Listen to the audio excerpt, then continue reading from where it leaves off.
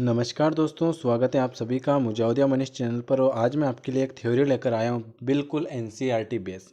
ठीक है, तो आज का जो आपका चैप्टर रहेगा वो रहेगा बायोलॉजी में जीवन की उत्पत्ति। ठीक है, तो आज हम पढ़ेंगे थ्योरी। अगर आपको वीडियो पसंद आता है तो लाइक, शेयर और सब्सक्राइब जरूर करें और कमेंट करके ज़रूर बताएं। इसके बाद आपकी फिजिक्स और केमिस्ट्री की भी थ्योरी स्टार्ट कर दूंगा। ठीक है, तो आज हम थ्योरी में पहला पढ़ेंगे। सबसे पहले लिखा हुआ है क्या कि जीवन की उत्पत्ति से पूर्व ब्रह्मांड एवं पृथ्वी की उत्पत्ति की को समझना आवश्यक है।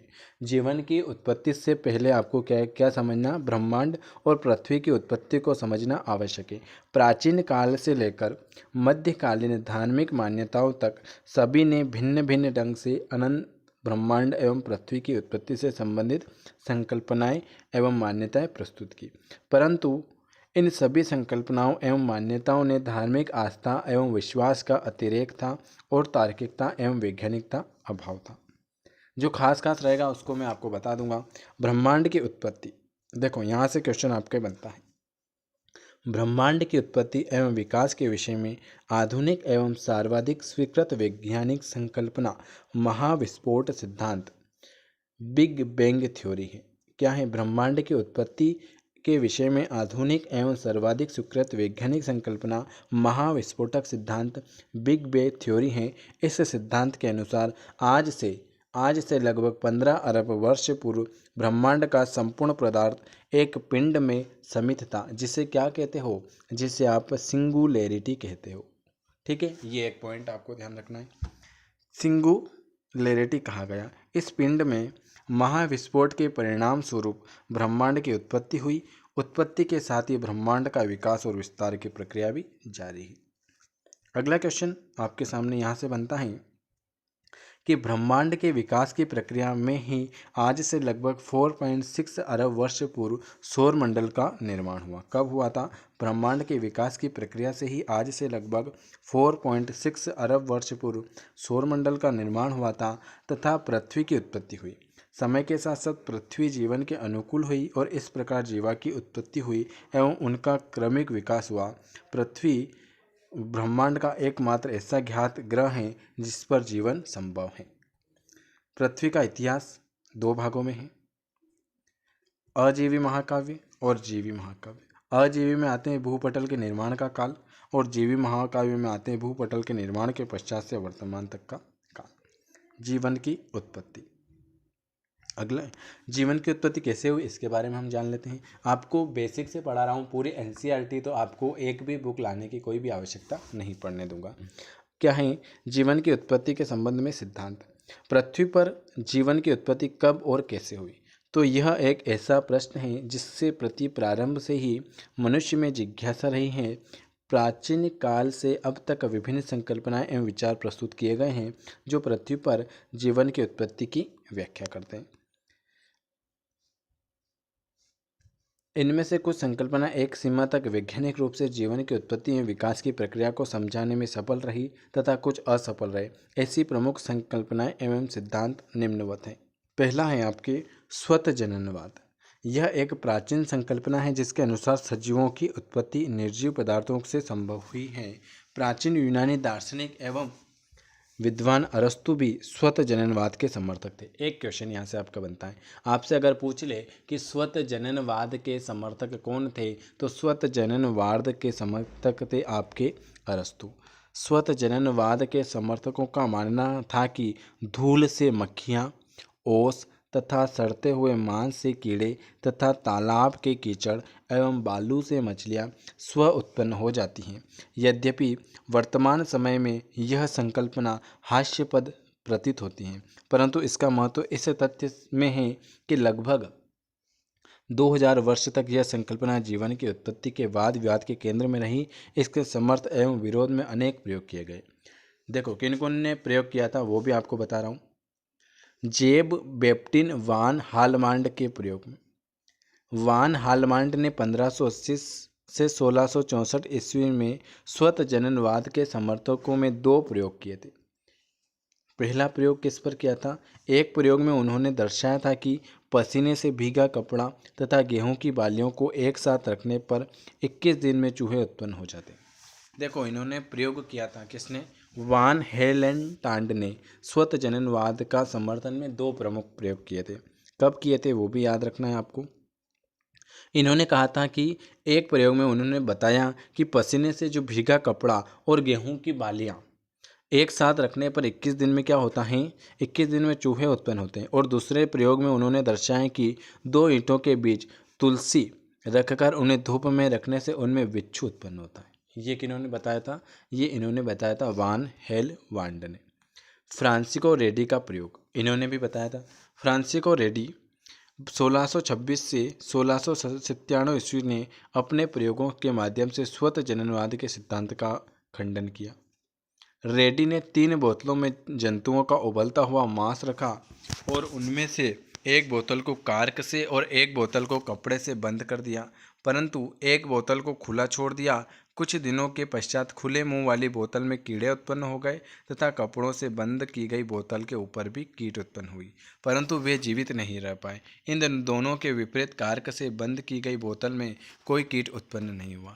इससे रेड्डी ने यह निष्कर्ष निकाला कि मांस से लार्वा स्वयं उत्पन्न नहीं होते, बल्कि मक्खियां जब मांस पर अंडे देती हैं तभी ऐसा संभव होता है। ठीक है, तो ये प्रयोग इन्होंने किया था। अगला बढ़ते आते हैं, जीव जननवाद। जीव जननवाद का यह सिद्धांत स्वतः जननवाद के विरोध में विकसित हुआ।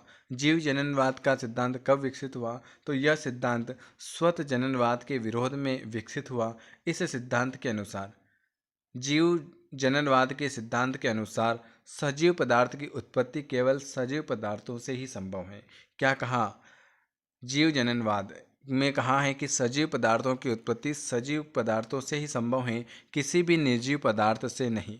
यह संकल्पना कब हुई थी? वर्ष 1858 में रुडोल्फ विचिक्रो द्वारा प्रस्तुत की गई थी। अगर आपसे पूछ ले कि किसने कहा था कि सजीव के द्वारा ही केवल सजीव पदार्थ ही संभव हैं, तो ये कहा था रुडोल्फ विचिक्रो ने। और कब कहा था? 1858 में। ठीक है, अगला क्वेश्चन, वर्ष 1864 में, ये देख लो, वर्ष 18, यहाँ पे एक चीज़ बता रहा हूँ मैं आपको बिल्कुल बेसिक से। वर्ष 1864 में लुई पाश्चर ने हंस की गर्दन के आकृति वाले फलस्कों का निर्माण किया। इन फलस्कों में वायु तो प्रवेश कर सकती थी, परंतु धूल, जीवाणु तथा अन्य सूक्ष्म पदार्थ प्रवेश नहीं कर सकते। अगला क्वेश्चन, लुई पाश्चर ने क्या किया था? ये सब प्रयोग किए इन्होंने। कैसे कैसे प्रयोग किए ये बता रहे हैं जीव जनन के ऊपर। लुई पाश्चर ने मांस के शोरबे को उबालकर उसे जीवाणुहित कर लिया तथा इसे हंस की गर्दन में आकृति वाले कुछ फ्लास्कों में रखा दिया। पाश्चर ने कुछ फ्लास्कों का मुंह बंद कर दिया तथा कुछ फ्लास्कों को खुला छोड़ दिया। कुछ दिनों के पश्चात फ्लास्कों का परीक्षण करने पर उन्होंने पाया कि जो फ्लास्क बंद थे उनमें सूक्ष्म जीव की उत्पत्ति नहीं हुई, परंतु जो फ्लास्क खुले थे उनमें सूक्ष्म जीव की उत्पत्ति हुई। इन प्रयोग से लुई पाश्चर ने क्या निष्कर्ष निकाला? ये जो प्रयोग करते थे ना, इनसे उन्होंने प्रयोग निकाला कि सजीवों की उत्पत्ति केवल सजीवों से ही संभव है, निर्जीवों से नहीं। इसी प्रकार उन्होंने अन्य प्रयोगों से यह सिद्ध कर दिया कि वायु जीव की वृद्धि नहीं हो सकती। ब्रह्मांडवाद, ये क्वेश्चन भी मोस्ट इंपॉर्टेंट है यहाँ से भी। ब्रह्मांडवाद, जीवों की उत्पत्ति के संबंध में वैज्ञानिक रिएक्टर ने वर्ष 1865 में ब्रह्मांडवाद प्रस्तुत किया। इस सिद्धांत के अनुसार पृथ्वी पर विद्यमान जीवों की उत्पत्ति पृथ्वी पर नहीं हुई, बल्कि कहाँ पर हुई? यह ब्रह्मांड के अन्य ग्रह साधारण कण एवं बीजाणुओं के रूप में पृथ्वी पर आए। वैज्ञानिक हेल्महोल्ट्ज ने वर्ष 1884 में यह अनुमान लगाया था कि पृथ्वी पर गिरते हुए उल्कापिंड के साथ जीव द्रव्य किसी न किसी रूप में पृथ्वी पर पहुंचते हैं, है ना।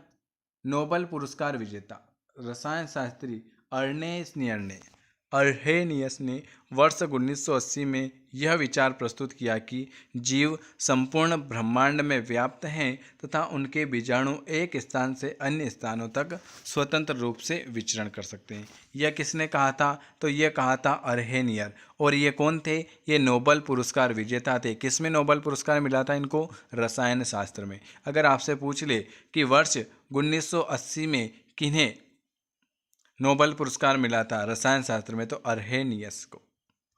कहीं से भी कुछ भी क्वेश्चन आ जाता है।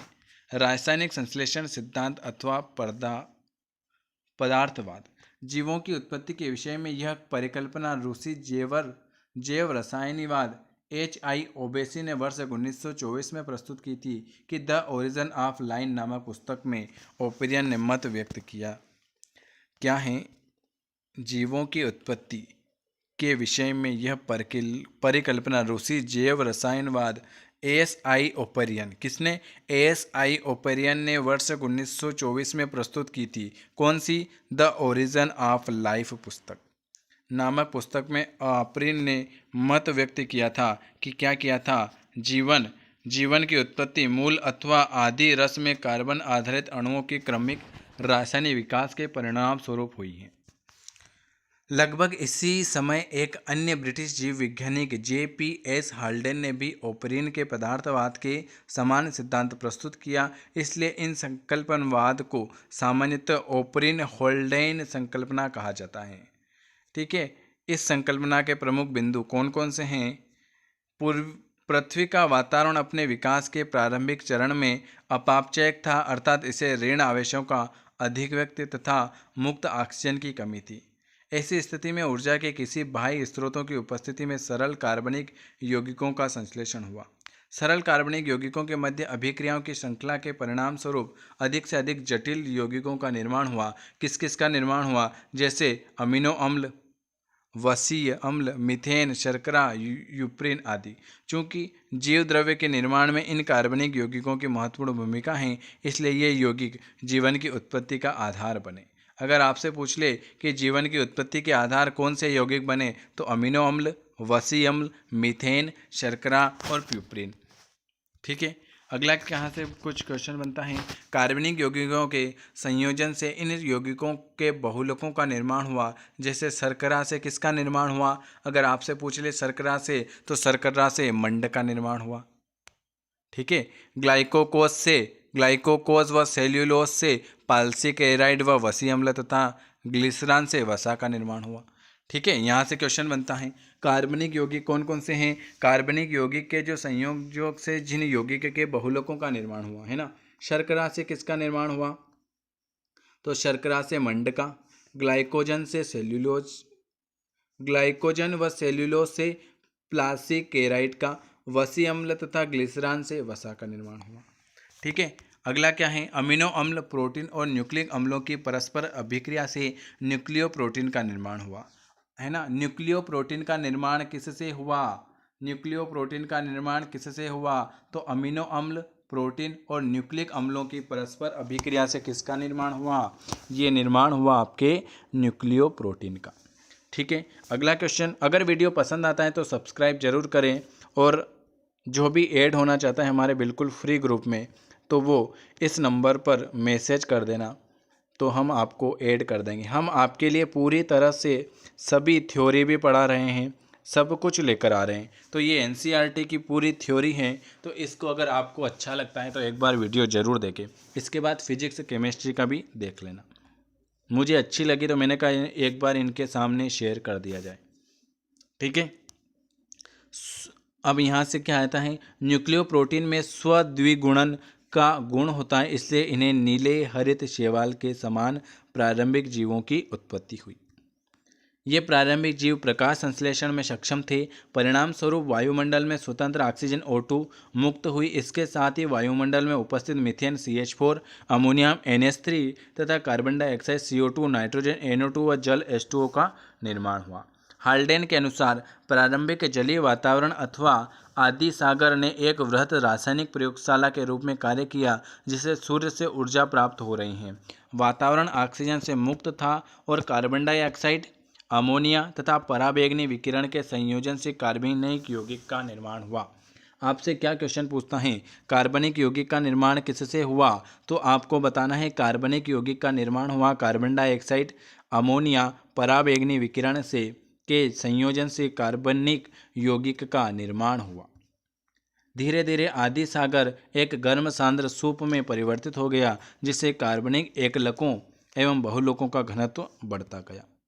ये क्वेश्चन देखना है हाल्डेन ने कल्पना की कि एकलकों एवं बहुलकों के समूह में लिपिड झिल्ली का निर्माण हुआ तथा बाद के विकास के क्रम ने प्रथम जीवित कोशिकाओं को जन्म दिया। लिपिड होता है कार्बन, हाइड्रोजन और ऑक्सीजन से निर्मित वह पदार्थ। लिपिड किसे कहते हैं तो आपको लिपिड के बारे में भी बता देते हैं। लिपिड कहते हैं कार्बन, हाइड्रोजन एवं ऑक्सीजन से निर्मित वह पदार्थ जो जल में अविलय अर्थात अघुलनशील एवं अल्कोहल, ईथर एवं क्लोरोफॉर्म में विलय होता है। लिपिड सजीव कोशिकाओं का महत्वपूर्ण तत्व है। लिपिड क्या है? लिपिड आपका सजीव कोशिकाओं का महत्वपूर्ण तत्व है। महत्वपूर्ण तत्व हैं। लिपिड के अंतर्गत वसी अम्ल, तेल, मोम, स्टेरॉल एवं डाइग्लिसराइड को सम्मिलित किया गया। कार्बोहाइड्रेट, प्रोटीन तथा लिपिड पादप एवं जंतु कोशिकाओं के प्रमुख संरचनात्मक घटक हैं। हम आपके लिए सभी तरह से क्वेश्चन करा रहे हैं। ये आपके लिए एनसीईआरटी हैं, बहुत अच्छे क्वेश्चन है। इसमें भी एक बार थ्योरी भी देख लो, इसमें से जो खास है। मिलर उरे के प्रयोग ने, मिलर उरे का प्रयोग किस पर किया था? तो वर्ष 1953 में हेराल्ड उरे तथा उनके शिष्य स्टैनले मिलर ने ओपेरियन होल्डेन संकल्पना के परिलक्षण के लिए कुछ प्रयोग किया। उन्होंने एक फ्लास्क में जल, मीथेन, अमोनिया तथा हाइड्रोजन गैस लेकर पृथ्वी के प्रारंभिक वातावरण के समान स्थिति उत्पन्न की तथा इसमें विद्युत धारा के लगातार प्रवाह से उच्च ऊर्जा को प्रभावित किया। उन्होंने ये प्रयोग किस पर किया था, है ना? फिर एक सप्ताह के बाद मिलर ने पाया कि फ्लास्क में जो उपस्थित अधिकांश अमोनिया एवं मीथेन रासायनिक अभिक्रिया में उपभोग की जा चुकी हैं, जिसके परिणाम स्वरूप क्या बना? कार्बन डाइऑक्साइड तथा नाइट्रोजन का निर्माण हुआ। ये बता रखा है कि कार्बन डाइऑक्साइड और नाइट्रोजन का निर्माण कैसे हुआ। ठीक है, चलिए। एवं जल में एक गहरे रंग के पदार्थ का एकत्रण हो गया। इस प्रयोग से उत्पन्न कुछ पदार्थों की पहचान नहीं की जा सकी, परंतु यह निश्चित हो गया कि इसमें कार्बनिक बहुलकों की क्या थी? उपस्थिति थी। जलीय विलयन का परीक्षण करने पर यह पाया गया, इसमें विभिन्न क्या थे? अमीनो अम्ल, वसी अम्ल, हाइड्रोक्सी अम्ल एवं एमाइड उत्पादनों की उपस्थिति थी। ऑक्सीजन क्रांति। संपूर्ण ऑक्सीजन का उत्पादन प्रकाश संश्लेषण करने वाले जीवों के द्वारा ही किया जाता है। जीवन की उत्पत्ति एवं विकास के एक लंबे कालखंड में प्रकाश संश्लेषित जीवों के द्वारा मुक्त की गई ऑक्सीजन से संपूर्ण वातावरण, जो प्रारंभ में अपचायक था, ऑक्सीकारक बन गया। वातावरण की प्रकृति में ऑक्सीजन के द्वारा किए गए इस परिवर्तन को ऑक्सी क्रांति कहते हैं। अगला यहाँ से क्या क्वेश्चन आया हुआ है, यहाँ से देखो, जीवन की उत्पत्ति के चरण। आज हम जीवन की उत्पत्ति का पहला चरण देख लेते हैं। ओपेरियन द्वारा, किसके द्वारा? ओपेरियन के द्वारा प्रतिपादित जीवन की उत्पत्ति के विभिन्न चरणों को अध्ययन में सरलता के दृष्टिकोण से दो प्रमुख भागों में विभाजित किया गया। जीवन की उत्पत्ति का चरण होता है, एक तो होता है रासायनिक विकास और एक होता है जैव विकास। जीवन की उत्पत्ति के चरण को कितने भागों में विभाजित किया गया? तो दो भागों में, रासायनिक विकास और जैव विकास। रासायनिक विकास में क्या क्या आता है? रासायनिक विकास में आता है जीवों के रासायनिक विकास में निम्नलिखित कितने चरण आते हैं? जीवों के रासायनिक विकास में आपके 4 चरण आते हैं। कौन कौन से?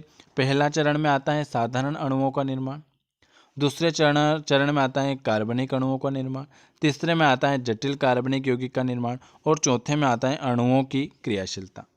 पहले चरण देख लेते हैं अपन, उसके बाद कल करते हैं अपन इसके 2 चरणों।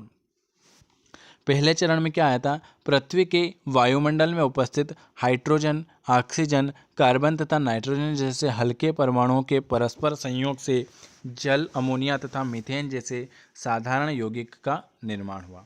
प्रारंभ में पृथ्वी का तापमान अधिक होने के कारण ये यौगिक गैस अवस्था में ही रहे। कालांतर में पृथ्वी का तापमान कम होने के कारण गहरे बादल का निर्माण हुआ एवं लगातार वर्षा के परिणाम स्वरूप संपूर्ण भूमि क्या हो गई? जलमग्न हो गई और समुद्रों का निर्माण हुआ। वर्षा के कारण वायुमंडल में उपस्थित अमोनिया तथा प्रोटीन मीथेन समुद्र के जल में घुल गए। वैज्ञानिकों का अनुमान है कि प्रथम जीव की उत्पत्ति समुद्र में इन्हीं यौगिकों के संश्लेषण से हुई। ठीक है, तो ये मैंने आपको पहला बता दिया। अब हम करेंगे, अगर आपको वीडियो पसंद आता है और अगर आपको ऐसा पढ़ना है थ्योरी, तो एक बार कमेंट ज़रूर करें, लाइक करें, शेयर करें, सब्सक्राइब करें और अगर हमारे साथ फ्री ग्रुप में ऐड होना चाहते हैं तो ऐड हो जाना। ये जूलॉजी के सारे चैप्टर में थ्योरी भी पढ़ा दूंगा। एनसीईआरटी है ये, पूरी की पूरी एनसीईआरटी, आपको कुछ भी पढ़ने की आवश्यकता नहीं होगी। हमारा मकसद ये है कि हम आपको ज़्यादा से ज़्यादा दें, और ये बिल्कुल आपकी फ्री क्लासें चल रही हैं, ठीक है। तो अच्छी मेहनत करें और आपके अच्छे नंबर आएँ, ठीक है। तो जिनको ऐड होना है ऐड हो जाना। आपकी जो डेली क्लास चलती है सुबह 9 PM पर चलती हैं, 9 बजे चलती हैं सुबह बायोलॉजी और जूलॉजी, 12 बजे चलती हैं फिजिक्स केमिस्ट्री, शाम को दिन में 3 बजे चलती है पीएनएसटी का ओल्ड पेपर, रात को 9 बजे चलती है आपकी धुआंधार साइंस क्लास, और आपकी सुबह 6 बजे ये रिकॉर्डेड वीडियो डेली आएगा। तो अगर वीडियो पसंद आता है तो आपको लाइक शेयर कमेंट जरूर करना है। वीडियो देखने के लिए आप सभी का धन्यवाद। मिलते हैं अपन सुबह 9 बजे। चलिए नमस्कार दोस्तों, स्वागत है आप सभी का मुजावदिया मनीष चैनल पर। और मैं मनीष मुजावदिया आपके लिए आज लेकर आया हूँ जैव विकास, मतलब बायोलॉजी जो हम पढ़ रहे हैं चैप्टर वाइज, उसके हम क्वेश्चन लेकर आए हैं। तो शुरुआत करते हैं आपकी कोशिका का निर्माण। कोशिका का निर्माण कैसे हुआ इसके बारे में, ये मैं आपको जो बायोलॉजी और जूलॉजी के जो मिक्स एनसीईआरटी के जो टॉपिक हैं वो मैं इस बुक से आपको कवर करवा दूँगा, और उसके बाद आपको इसके क्वेश्चन भी करवा दूँगा, और उसके बाद फिर मैं आपको 11वीं 12वीं की भी थ्योरी करवा दूँगा, ठीक है। तो अगर ये वीडियो आपको पसंद आता है तो आपको लाइक करना है, शेयर करना है, सब्सक्राइब करना है, और नीचे कमेंट बॉक्स में कमेंट करके ज़रूर बताना है कि ऐसे वीडियो आपको कैसे लगे, ठीक है। तो शुरुआत करते हैं अपने चैप्टर वाइज।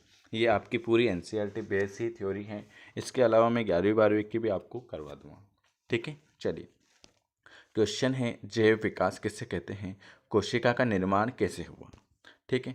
तो कोशिका का निर्माण कैसे हुआ, इसमें भी आपके बहुत सारे क्वेश्चन मिल जाएंगे, ठीक है। तो कोशिका का निर्माण उत्परिवर्तन के कारण जो नए प्रोटीन उत्पन्न हुए वे क्या हुआ है, वे अत्यधिक चिपचिपे थे, इसलिए वे समूहों का निर्माण करने लगे। अनेक न्यूक्लियो प्रोटीन के समूह जल, खनिज लवण तथा कार्बोहाइड्रेट आदि पौष्टिक पदार्थ की बूंद सदृश रचनाओं के आवरण से घिर गए। यह कोशिका निर्माण का पहला चरण था। कौन कौन थे इसमें समूह में, इस समूह का जो निर्माण किसने करवाया, तो न्यूक्लियो प्रोटीन के समूह में कौन थे, एक तो जल, खनिज लवण तथा कार्बोहाइड्रेट आदि पौष्टिक पदार्थ की बूंद सदृश रचनाओं के आवरण से घिर गए।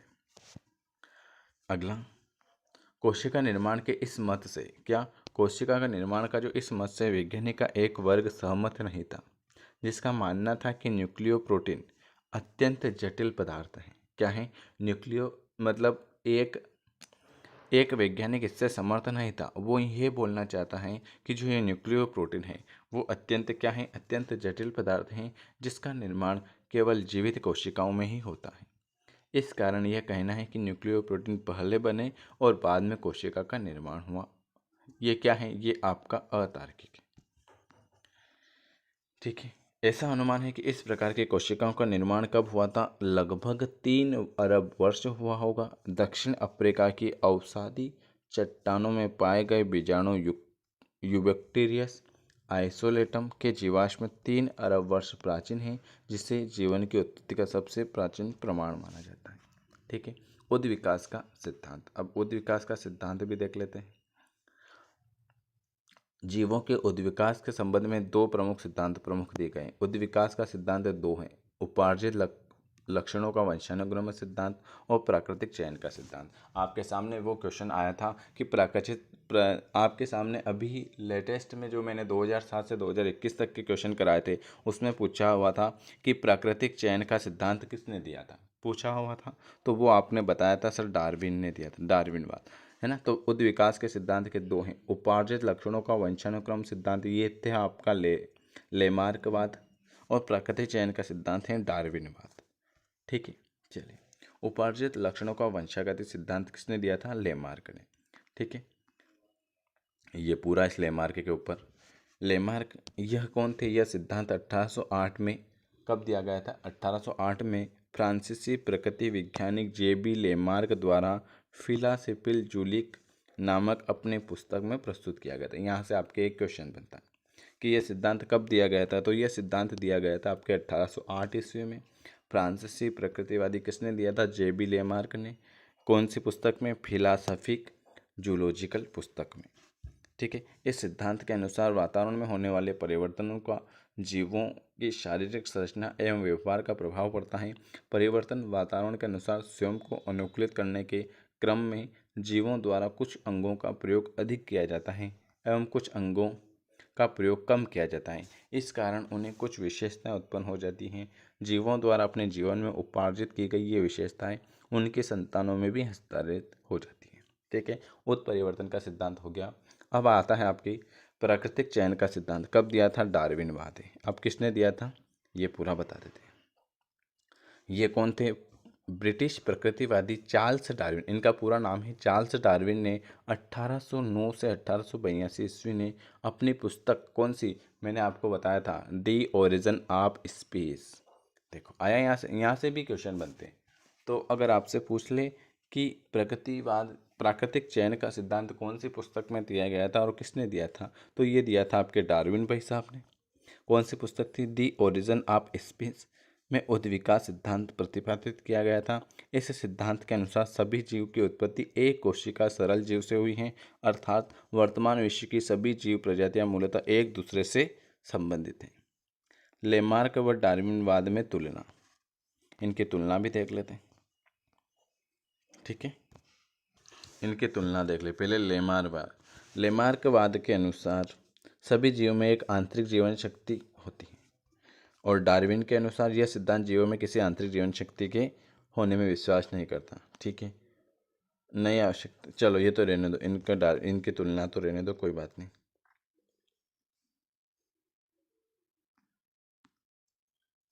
ये देख लेते हैं, ये दोनों इनके उदाहरण ये वाले। बीगल यात्रा, चार्ल्स डार्विन ने क्या, ये बीगल की यात्रा, ये बीगल है इनकी यात्रा। चार्ल्स डार्विन ने 1831-1880 के मध्य HMS बीगल नामक जहाज से अनेक महाद्वीपों की यात्रा की थी।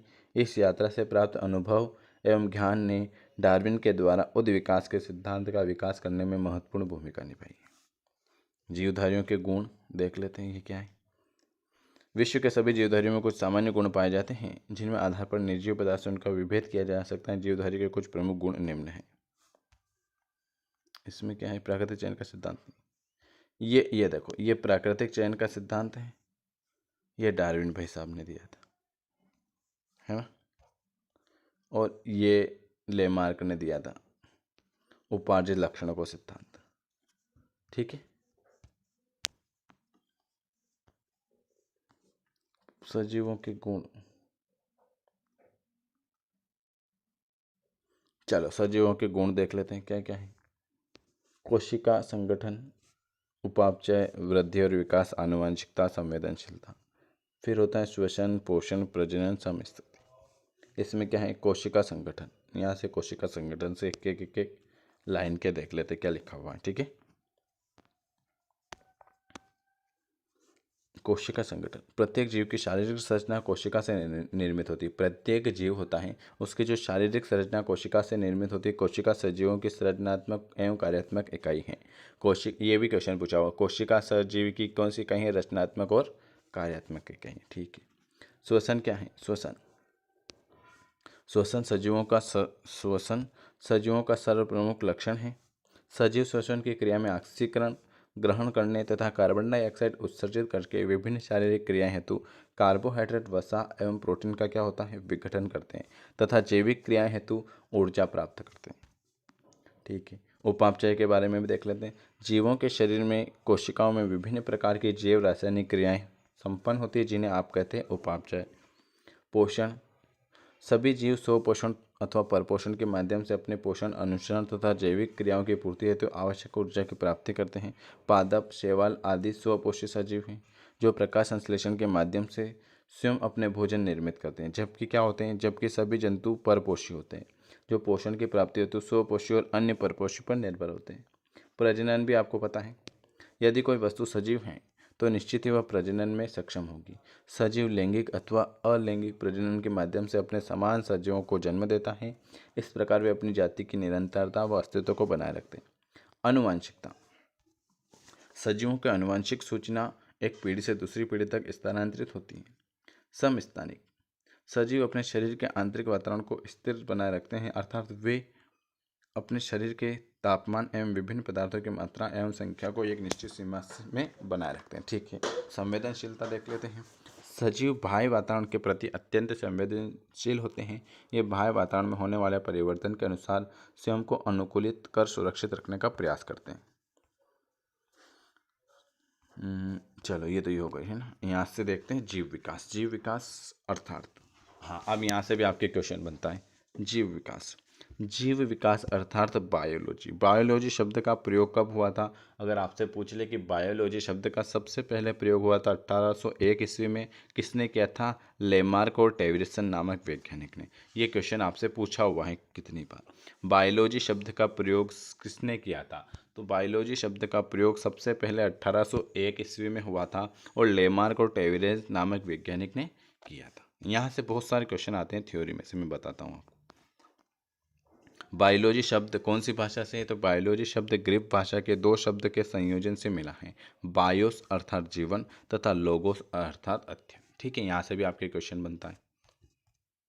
जो भी पहली बार देख रहे हैं, अगर हमारे साथ जुड़ना चाहता है तो आप इस नंबर पर ज़रूर मैसेज करें 9753749986 पर, और मैसेज करके ज़रूर बताएं कमेंट करके कि वीडियो आपको कैसा लगा।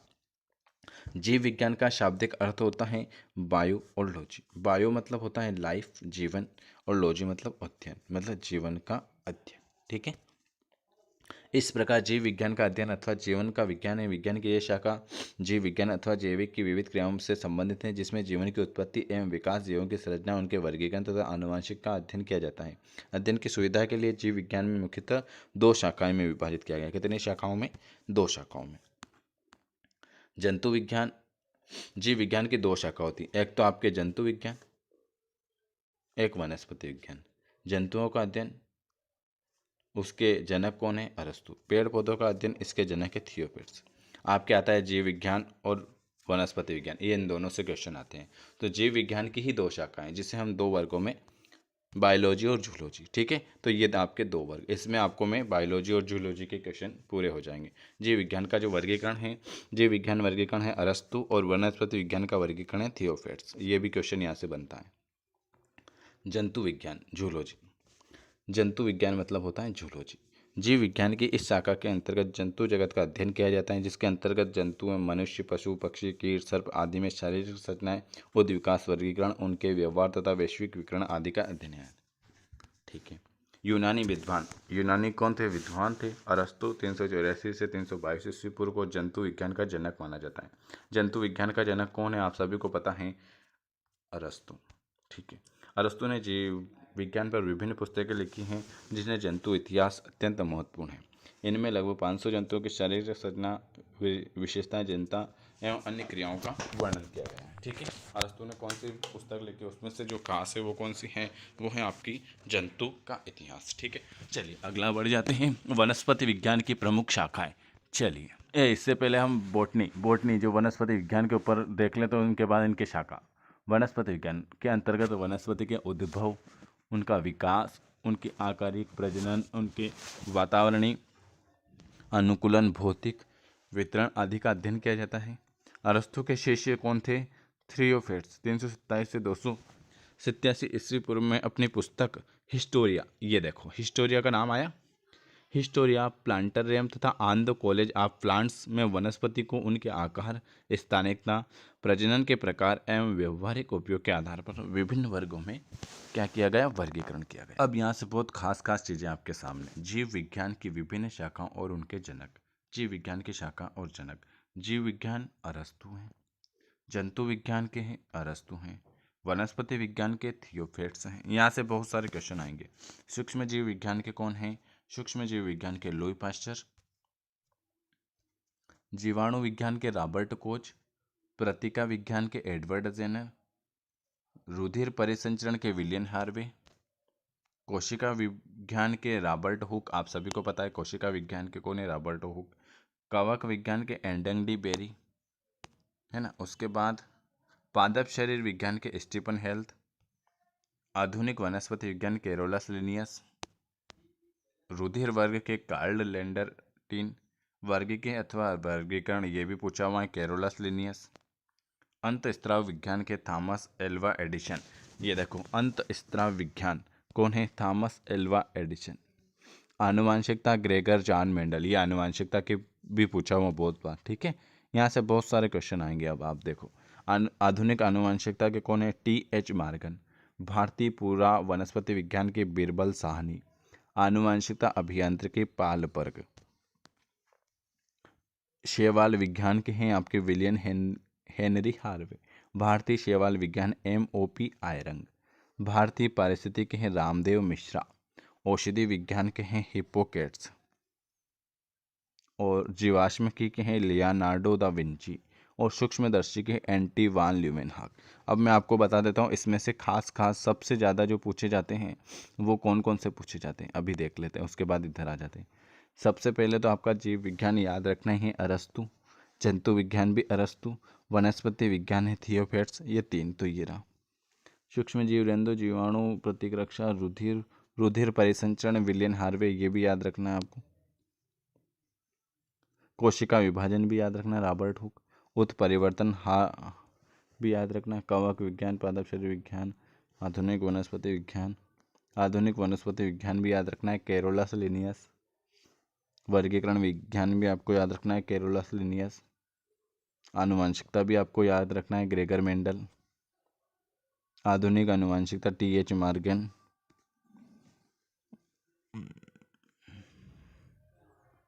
ठीक है, ये सारे ठीक है। अब हम इसके बाद हम थोड़े और देख लेते हैं। उसके बाद हम उसके बाद तो आपके ये क्वेश्चन आंसर आ गए, ये चैप्टर आ गया आपके 20 एक क्वेश्चन है ना।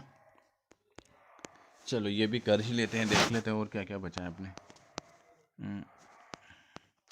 बस ज़्यादा नहीं बचा है। वनस्पति विज्ञान की प्रमुख शाखा, ये आज पूरा चैप्टर भी खत्म हो जाएगा और इसके क्वेश्चन भी हम कर लेंगे, ठीक है। अभी तो 20 मिनट है, कोई बात नहीं। वनस्पति विज्ञान की प्रमुख शाखा कौन कौन सी है? एंथोलॉजी, पुष्पों का अध्ययन क्या कहलाता है? यहाँ से बहुत सारे क्वेश्चन बनते हैं। पुष्पों का अध्ययन क्या कहलाता है आपके? पुष्पों का अध्ययन कहलाता है आपका एंथोलॉजी, है ना। झाड़ियों, वृक्ष और झाड़ियों का अध्ययन क्या कहलाता है आपके? डेंट्रोलॉजी, आप सभी को याद है। आर्थिक महत्व के पौधों का अध्ययन क्या कहलाता है? Economical botany.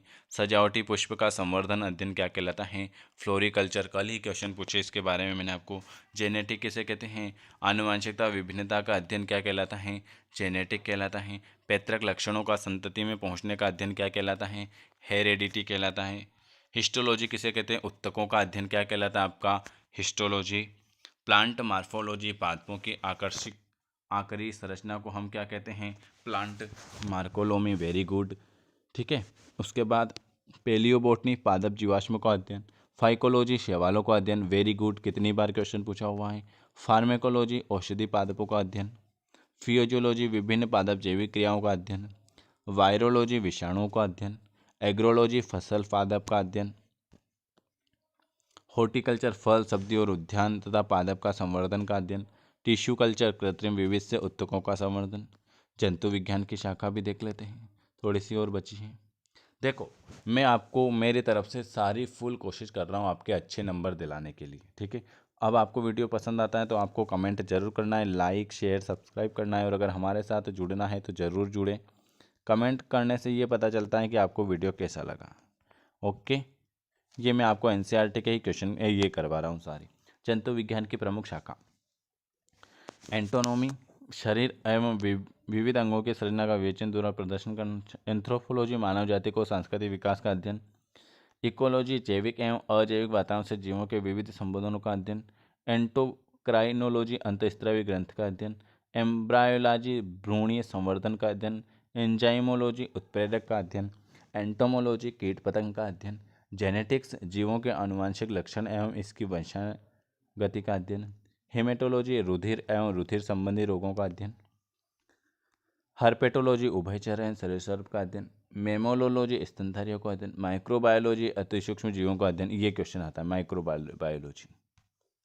न्यूरोलॉजी, ये भी आता है, तंत्रिका तंत्र का अध्ययन हम कहते हैं न्यूरोलॉजी। ऑटोलॉजी, दंत विज्ञान, ये भी आया था आपके क्वेश्चन, दंत विज्ञान संबंधी अध्ययन। आर्नियोलॉजी, ये भी आया था आपके, पक्षियों का अध्ययन। पैथोलॉजी, रोगों की प्रकृति, लक्षण एवं कारकों का अध्ययन। रेडियोलॉजी, जीवों पर विकिरण प्रभाव का अध्ययन। टेक्सोनोमी, जीव जातियों के नामांकन एवं वर्गीकरण का अध्ययन।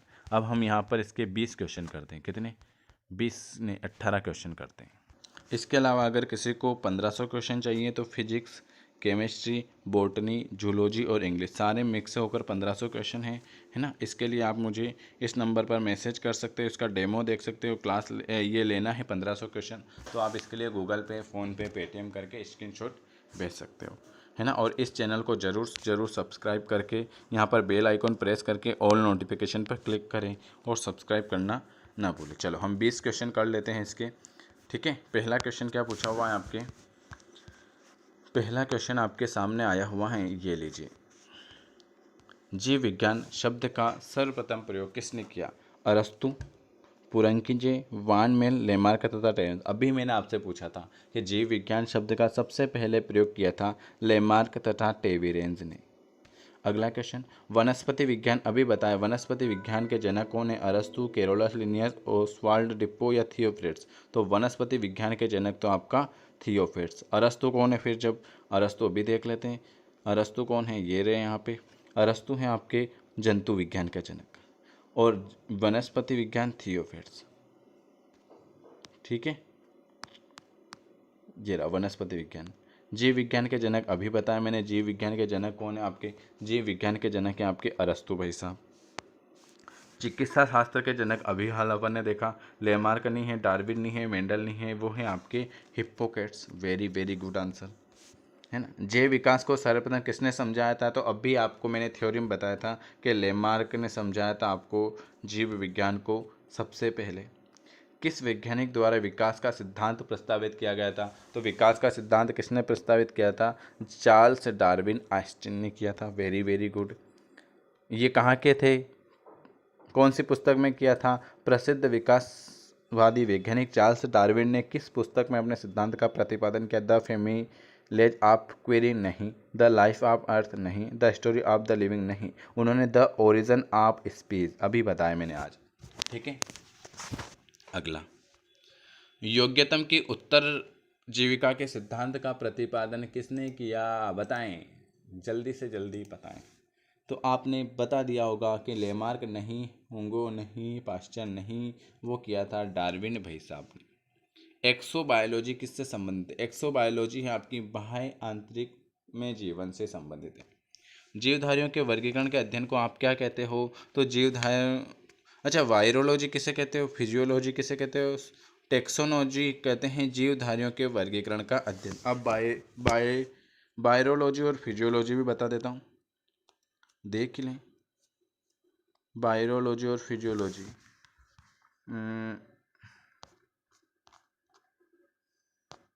ये विषाणु का अध्ययन वायरोलॉजी, और फिजियोलॉजी ये रहा विभिन्न पादप जैविकाओं का अध्ययन, ठीक है। चलिए 11वें नंबर का, निम्न में से कौन सा सही नहीं है? फूलों की खेती फ्लोरिकल्चर, फसलों की खेती एग्रोमिकल्चर, फलों की खेती पोमोलॉजी, सब्जियों की खेती हॉर्टिकल्चर नहीं होती है। सब्जियों की खेती क्या कहलाती है? अभी देख लेते हैं।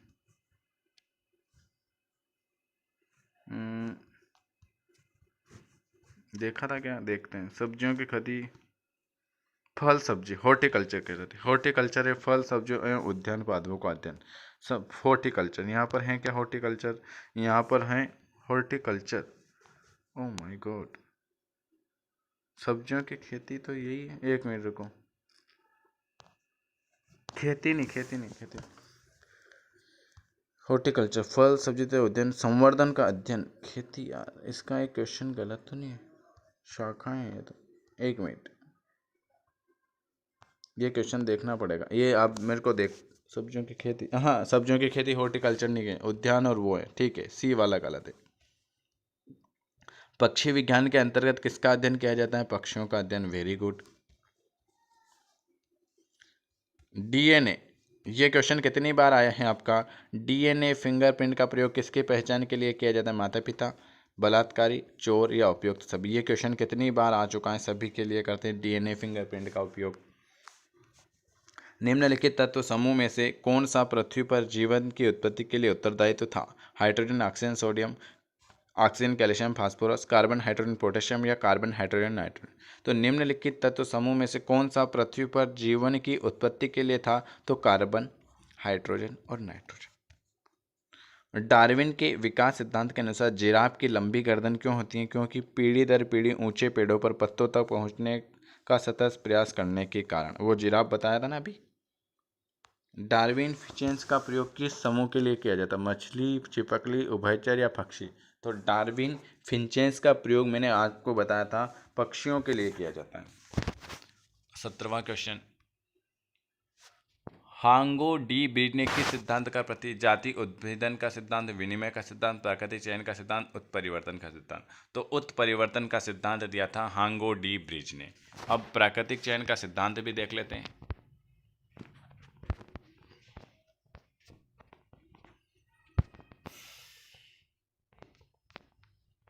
प्राकृतिक चयन का सिद्धांत है क्या इसमें? उत्परिवर्तन का सिद्धांत ये रहा आपका, उत्परिवर्तन का हांगो डी ब्रिज। उसके बाद आपके प्राकृतिक चयन का सिद्धांत आया होगा इसमें, नहीं, ठीक है। चलिए, ये मैंने आपको कितने क्वेश्चन करवा दिए? ये मैंने आपको 17 क्वेश्चन करा दिए। ये वाला चैप्टर पूरा फिनिश करवा दिया। अगर आपको वीडियो पसंद आता है तो लाइक, शेयर, सब्सक्राइब जरूर करें। आज का आपका यह थ्योरी की क्लास बिल्कुल कंप्लीट हो गई। अब मैं आपको क्लास का टाइम बता देता हूँ। आपकी जो डेली क्लास होगी, ये जो थ्योरी वाली क्लास होगी, ये हो सकता है सुबह 6 बजे होगी। उसके बाद आपकी 6 बजे आपकी थ्योरी की क्लास होगी। उसके बाद आपकी 9 बजे फिजिक्स और बायोलॉजी और जूलॉजी की क्लास होगी। फिर आपकी डायरेक्ट 3 बजे होगी पीएनएसटी का ओल्ड पेपर। फिर आपकी 5 बजे फिजिक्स केमिस्ट्री की एमसीक्यूज होंगे। फिर रात को 9 बजे आपके फिजिक्स से एमसीक्यूज के, और हो सकता है तो 12 बजे आपकी थ्योरी की क्लास स्टार्ट हो जाएगी कल से। ठीक है, वीडियो देखने के लिए आप सभी का बहुत बहुत धन्यवाद। जो भी हमारे साथ समस्या है और जो जुड़ना चाहते हैं तो वह इस नंबर पर मैसेज करके जुड़ सकते हैं। वीडियो देखने के लिए आप सभी प्यारे भाइयों बहनों का बहुत बहुत धन्यवाद।